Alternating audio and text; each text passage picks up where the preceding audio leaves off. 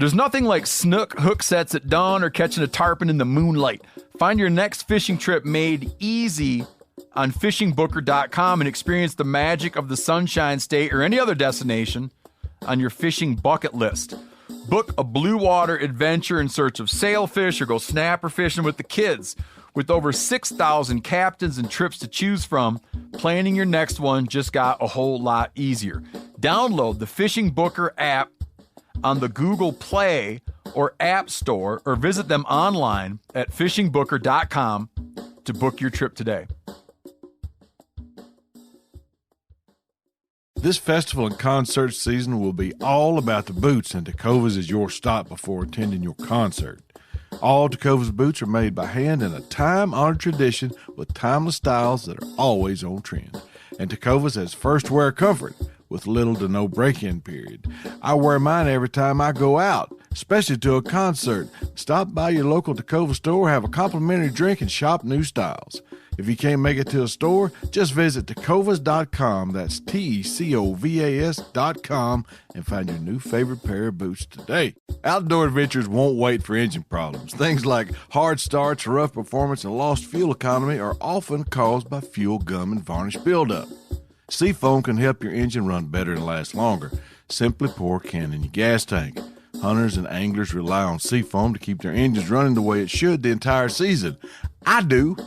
Now pick up a can of Seafoam today at your local auto parts store or visit SeafoamWorks.com to learn more.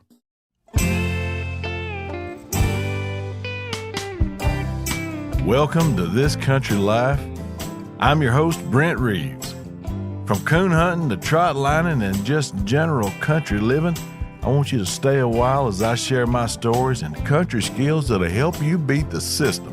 This Country Life is proudly presented as part of Meat Eaters Podcast Network, bringing you the best outdoor podcasts the airways have to offer. All right, friends, pull you up a chair or drop that tailgate. I think I got a thing or two to teach you. What's in a name? Have you ever thought where some names come from? Why is Old Spot called Old Spot? Well, the answer to that may be obvious, but what about Seabiscuit, Rin Tin Tin, or Old MacDonald's faithful sidekick? What's in a name, and should we put more thought into it, since there may be a chance you could be raising a historically significant human being or an animal? That's the subject today, and I'm going to talk all about it. But first, I'm going to tell you a story.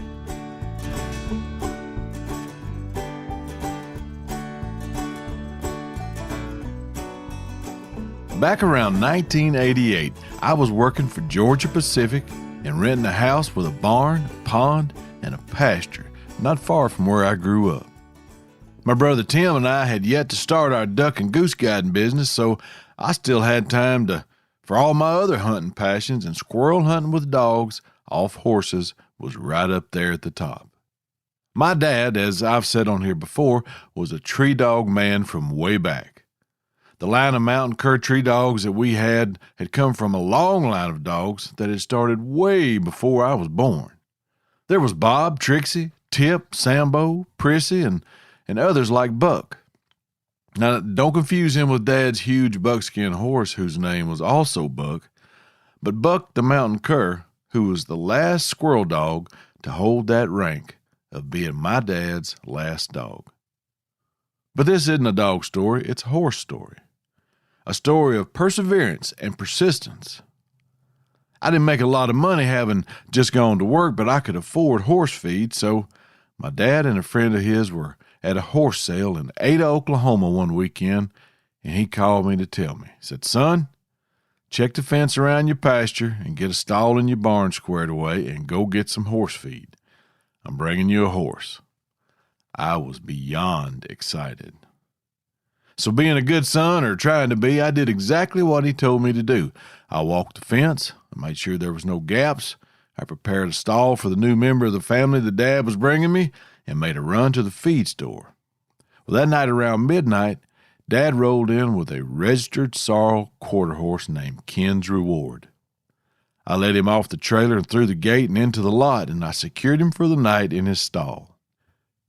Dad said, "Start early in the morning, get him brushed off, feed him, lead him around, and start getting him used to you. I couldn't wait. I could hardly sleep. Tomorrow was Saturday, and I'd have all day to start working with this horse. Together, Ken's Reward and I were going to dominate the squirrel woods this winter. By the time all the leaves hit the ground, I'd have a woods horse that was as solid as Dad's old buck. The buckskin horse, not the mountain cur. Dad pulled in about the time the coffee stopped dripping, and after a little breakfast, we went to the barn. He'd brought me a good Hereford saddle, a couple of blankets, and a brand new headstall and a set of reins. I was set. I had an open pasture with good grass, a spring-fed pond that wouldn't turn over in the summertime, and a barn that was older than anyone I knew but was solid with a good roof. Dad had just added the last component to complete the circle, a fine-bred American quarter horse. I rigged up some hay string and hung my saddle from a rafter, and then I fed my horse. Then, while we watched him eat, Dad told me the story of how he came to buy him. He'd gone to the sale with one of his best friends in the whole world, Mr. Steve Ashcraft.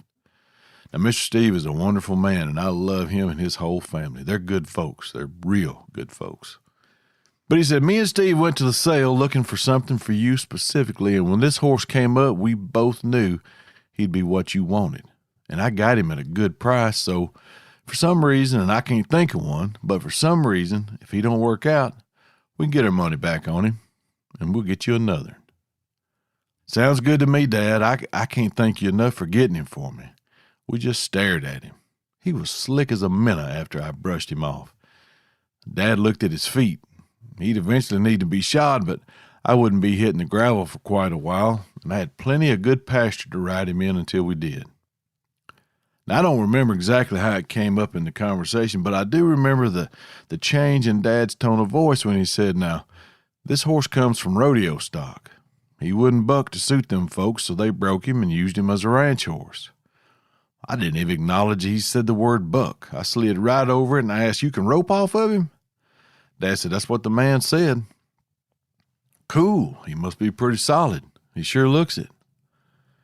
We walked back up to the house and had another cup of coffee, and Dad took off to whatever he had planned for the rest of the day. Now, my job was to get this horse used to me. I led him around the lot, changing directions, telling him whoa, even had him trotting a couple of times.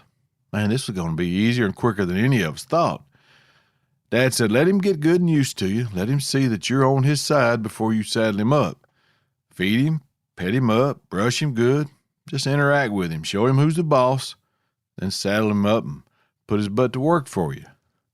Ride the hair slap off of him in that pasture. Hey, that's easy enough for me. I've been riding horses all my life. I ain't scared of them. I respected them because they were a lot bigger than me, but I grew up riding horses that my dad had broke to the point that I could stand up in the saddle and pull vines to make a squirrel move with limbs and leaves falling all over the horse's head and ears, and they'd not move a muscle. Old Buck, the horse, not the mountain cur, I have stood in the saddle and fired a shotgun over his head at a running squirrel, and his ears didn't even twitch. He was solid. Now that's what I'm used to dealing with. They didn't all come that way. Ken's Reward would fall into the latter category.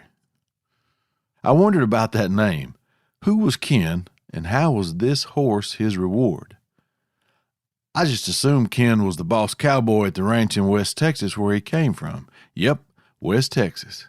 He was sold through a horse auction in Oklahoma, but old Ken's Reward was a bona fide cow pony from West Texas, and it just didn't get any more wild and western than that. Or so I thought. Everything was going good. He was taken to his stall and his new digs, fairly well. He was leading around the lot like a champ, coming up to me whenever I called him and shook the feed bucket, and had yet to display anything other than acknowledging my right to live alongside him as he ate the feed from my bucket. I might as well go ahead and saddle this rascal up. By the time Dad comes back through to check on me this evening, I'll have a rut walked around that pasture edge, and this horse will do my bidding as well as a Labrador Retriever. Dad's going to be so proud of me. I led Ken over to the fence and I tied his halter off.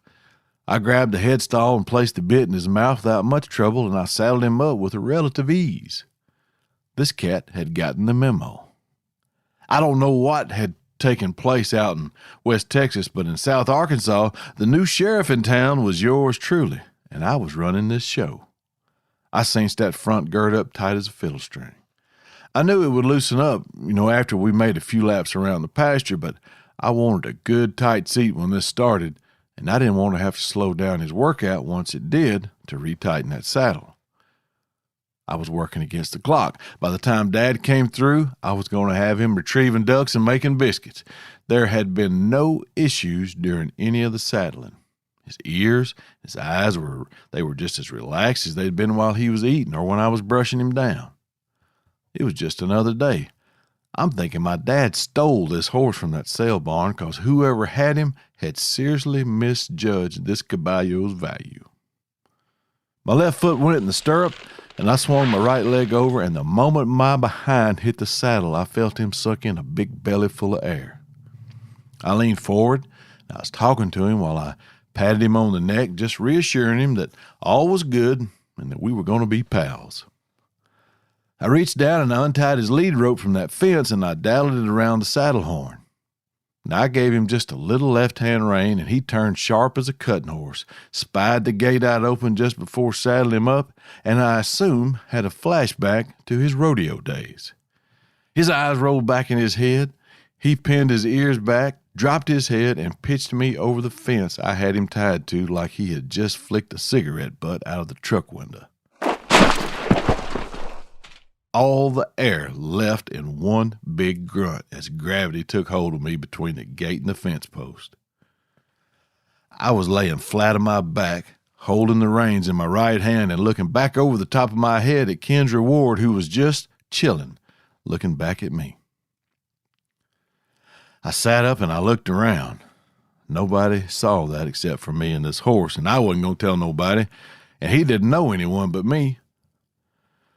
So having never turned them reins loose, I climbed right back on top of him, and he shot out of that barn lot like a cannonball, bucking and crow-hopping after running about 40 yards. Now, I'd like to say that I rode him during all that, but truth be known, I was stuck in the ground like a yard dart after about the first 30 yards. I wiped the dirt off my face, and as best I could, I walked over to Ken's reward, who by now was just standing there amongst a tangled set of reins and a dangling lead rope. He just chilling, like nothing had taken place. I walked right up to him. He never flinched. He just looked at me. Now, nothing on me hurt at the moment, and it had been somewhat to my advantage that he had stopped where he did. The ground was a little soft there. It was a little low spot about 20 yards or so above where that pond started. Kind of a little seep where it was always soft, even in the summertime. I knew what I was going to do. I'm fixing to get right back on this joker, and we're going to walk around in this soft ground till we dig a hole to China. He's going to have to work double hard to buck and cut up in this soft ground, sinking up to his pasterns with about every step, and after 10 minutes or so, I figure I'll have his attention to the point where he'll recognize who's running this show. And that's just what I did. I climbed right back on top of him, and he went right back to bucking like he had a license to fly. The soft ground worked great, but only to break my fall, he didn't seem to be having a lot of issues with it. But speaking of bucking, I was having a little trouble understanding the issue that old Ken was having with Ken's reward in the bucking category. From where I was occasionally momentarily sitting, I thought he was doing really well. He threw me off 4 times before he quit bucking, and I just kept putting him in that low spot, making figure eights back and forth, left and right, till we were both lathered up pretty good. Finally, I had the upper hand. It had been a rough go, but I had it going my way. I rode him back to the barn and was taking off his saddle when Dad walked up. I told him everything that had happened, and he said, "Son, you need an act right stick." An act right stick? Yep. You need a little stick, and when he does that bucking again, and he will, you give him one in the top of the head and show him who's running this show. The caveman approach. I liked it. So that's what I did. That evening, I went down to my brother Tim's house and borrowed a t-ball bat from one of my nephews, and the next morning, right after daylight, I was saddling up Ken's Reward for the final installment of his lesson. It was going to be his semester test and would determine his future on the Ponderosa. Bat in my right hand and left foot in the stirrup, I swung my right leg over and settled in the saddle. I gave him just a nudge with my heels, and it was the Calgary Stampede all over again. I was struggling to stay in the saddle, and he was doing everything he could to show me the other side of the moon. I swung at him with the bat and hit his right ear. He grabbed a gear neither one of us knew he had, and I swear Larry Mahan would have bailed off on him. Don't know who Larry Mahan is? Look him up. But Larry wasn't sitting straddled this killer. I was. And doing all the math I could muster in that time, I calculated that I would be rejoining terra firma within the next few seconds if something drastic didn't change. I swung once more for that spot I had picked out between his ears and connected. It sounded like Mickey Mantle had just smashed one over the fence, and Ken's Reward fell like a one-egg pudding and laid over on the ground. I just stepped off of him, holding the reins in my left hand and my act right stick in my right. He didn't move, and I just stood there wondering how I was going to tell my dad I had just killed the horse he'd bought for me the day before.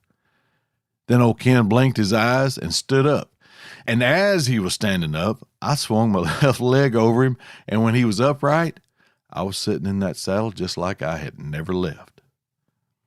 I nudged him with my heels, and he walked like a gentleman in every direction I reined him to go. He was a different horse. The act right stick had worked. I rode him the rest of the day off and on, and every time was like he had seen the light, and that bucking was an undesirable quality and one that I appreciate he not continue. He was a changed horse. Or was he? I was feeling confident in my horse training abilities, so having just fixed him, I thought I might stretch him out on the pasture and see how fast we could make the loop around the fence. I gave him some slack in the reins, nudged him with my heels, and that's all it took. He came out of that lot like a bottle rocket, hugging the edge of the pasture like we were in the Kentucky Derby. Down one stretch of the fence line, some low-hanging limbs stuck out in the pasture. I light reined him to the inside to go around him, and he slowly moved over like a seasoned vet, right up to the point of contact, and all at once, he dodged right under them and raked me out of that saddle before I could even think about what was happening. We didn't keep him. He had to go before he killed me.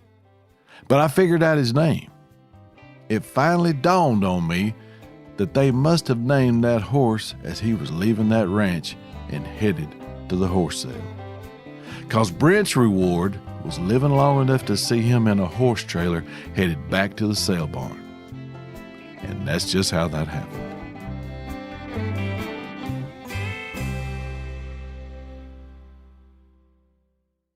This festival and concert season will be all about the boots, and Tecovas is your stop before attending your next concert. Tecovas has seasonal and limited edition offerings this spring, including men's and women's boots, apparel, hats, bags, and more. All Tecovas boots are made by hand in a time-honored tradition with timeless styles that are always on trend. And Tecovas has first wear comfort with little to no break-in period. It's hard to find this level of comfort paired with this level of style. Plus, their direct-to-consumer pricing keeps value on your feet and money in your pocket. I never go to a concert without mine, and it was all they could do to keep me off the stage. Stop by your local Tecovas store, have a complimentary drink, and shop new styles. The smell of fresh leather and friendly staff are at your service. Many stores have leather custom branding to make your boots truly personalized. And with regular live music and events, there's no in-store experience like it. If you can't make it to a store, just visit Tecovas.com. That's Tecovas.com and find your new favorite pair of boots today. There's nothing like snook hook sets at dawn or catching a tarpon in the moonlight. Find your next fishing trip made easy on fishingbooker.com and experience the magic of the Sunshine State or any other destination on your fishing bucket list. Book a blue water adventure in search of sailfish or go snapper fishing with the kids. With over 6,000 captains and trips to choose from, planning your next one just got a whole lot easier. Download the Fishing Booker app on the Google Play or App Store or visit them online at fishingbooker.com to book your trip today. We've all seen plenty of gadgets and fads come and go, but there's one product that stood the test of time: Seafoam motor treatment. Now, lots of hunters and anglers know that Seafoam helps engines run better and last longer. It's really simple. When you pour it in your gas tank, Seafoam cleans harmful fuel deposits that cause engine problems. I'm talking stuff like hard starts, rough engine performance, or lost fuel economy. Seafoam is an easy way to prevent or overcome these problems. Just pour a can in your gas tank and let it clean your fuel system. You probably know someone who's used a can of Seafoam to get their truck or boat going. You do know someone. Me. I've been using it for years. Really. People everywhere rely on Seafoam to keep their trucks, boats, and small engines running the way they should the entire season. Help your engine run better and last longer. Pick up a can of Seafoam today at your local auto parts store or visit SeafoamWorks.com to learn more. What's in a name? Naming animals. How do we come up with them? Now, I don't mean like scientific names. I know how that's done, and if you don't, prepare to be bored for the next 20 seconds of your life that you will never get back while I explain it. But here it is. Scientists use a two-name system called a binomial naming system. Scientists name animals and plants using the system that describes the genus and species of the organism. The first word is the genus, and the second is the species. The first word is capitalized, and the second is not. For the love of humanity, I almost jumped out the window reading that. I promise not to try to make you think anymore today. What I'm talking about are the names we give dogs, horses, and the like, and where did the historical names that we've heard of come from? Remember that movie about Seabiscuit, the fastest thing on horseshoes back in 1938, beating a horse called War Admiral, who up to that point had won everything but the World Series and the Super Bowl, and his name was War Admiral, a name you'd associate with power and greatness? But Seabiscuit? How did they settle on that? Seabiscuit's dad was named Hardtack. That's a type of cracker from back in the day. His grandpa was named Man-O-War. Now, how did that happen? How did that lineage go from intimidating toughness to food you can eat with one hand and goes in soup? I wish I could tell you, but see, in the movie, I was always distracted by that silly name.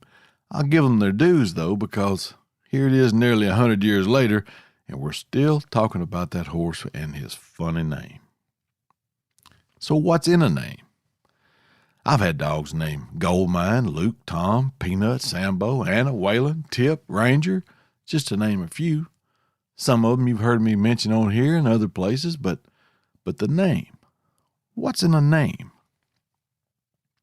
The first famous movie dog was Rin Tin Tin. He was a rescued German Shepherd from the battlefield of World War I in France. Came back to the U.S. and starred in silent movies. Now, that name is highly original and one that I haven't heard of outside of that particular dog. But you can't mention famous dogs of TV and film without Lassie. The name Lassie alone is a descriptor from Scotland that literally means girl.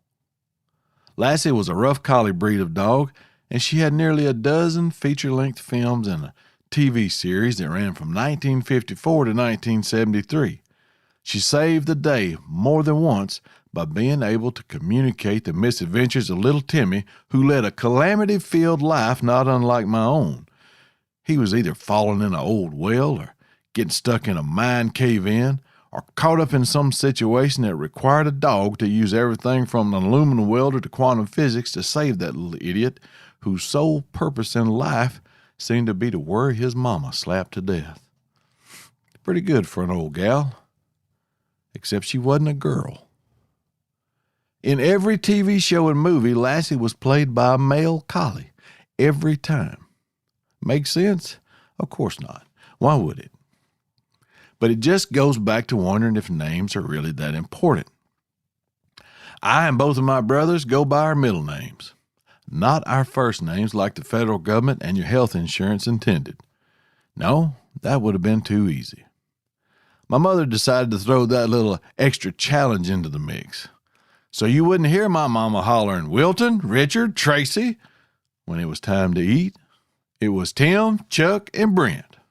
Now don't ask me why, for the reasoning behind that has been lost to time. I will say this. When others found out my first name was Tracy, the boxing lessons that closely followed served me well in my law enforcement career years later. I bet no one tried that with Lassie. Anyway, the names we use, at least in my case, always have some roots in a feeling or an observation about that particular animal. Buck, the horse, not the mountain cur. Pretty simple. Buck is short for buckskin, the color of the horse, and Buck the mountain cur, not the horse, was buckskin color too, so Dad named him Buck. I know, very original, right? Waylon, my coonhound, was named when I got him, and that name, among a few other little factors, was the reason I brought him home. So there is attraction and familiarity with names, something that connects and helps us identify that individual or family. Now, when I was guiding for a living, it was November, and I was standing in knee-deep water in flooded green timber. I was leaning against a tree, and I was trying to decide on a name for my son, who would be born the next March. What should I name him? What would a duck guide name his son? What would a duck hunter name his baby boy? Drake. Drake Hunter, that's it. I was so proud of myself. It was perfect. I had one of the best mornings I'd ever had in the timber calling in ducks by the droves, and my whole party limiting out on greenheads before the sun had gotten above the trees. It was a perfect day. 6 limits of Drake mallards, and I had, without much effort, chosen the perfect name for a duck guide's son. We called him by his middle name, always have. No need to let him coast through life without a few challenges.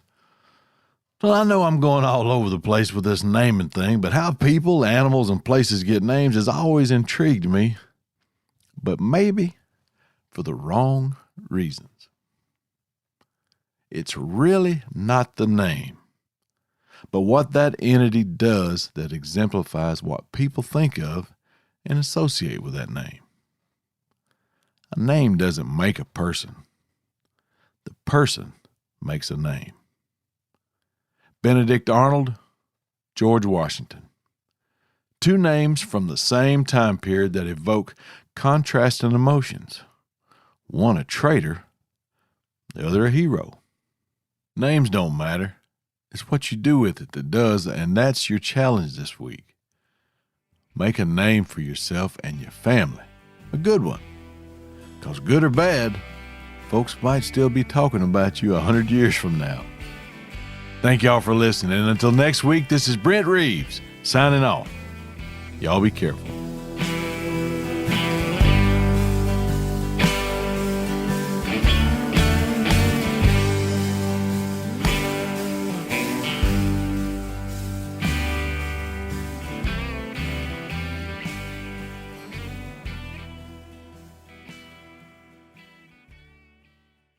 This festival and concert season will be all about the boots, and Tecovas is your stop before attending your concert.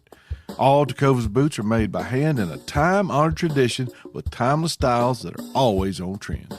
And Tecovas has first wear comfort with little to no break-in period. I wear mine every time I go out, especially to a concert. Stop by your local Tecovas store, have a complimentary drink, and shop new styles. If you can't make it to a store, just visit tecovas.com, that's TECOVAS.com, and find your new favorite pair of boots today. Outdoor adventures won't wait for engine problems. Things like hard starts, rough performance, and lost fuel economy are often caused by fuel gum and varnish buildup. Seafoam can help your engine run better and last longer. Simply pour a can in your gas tank. Hunters and anglers rely on Seafoam to keep their engines running the way it should the entire season. I do. Now pick up a can of Seafoam today at your local auto parts store or visit SeafoamWorks.com to learn more.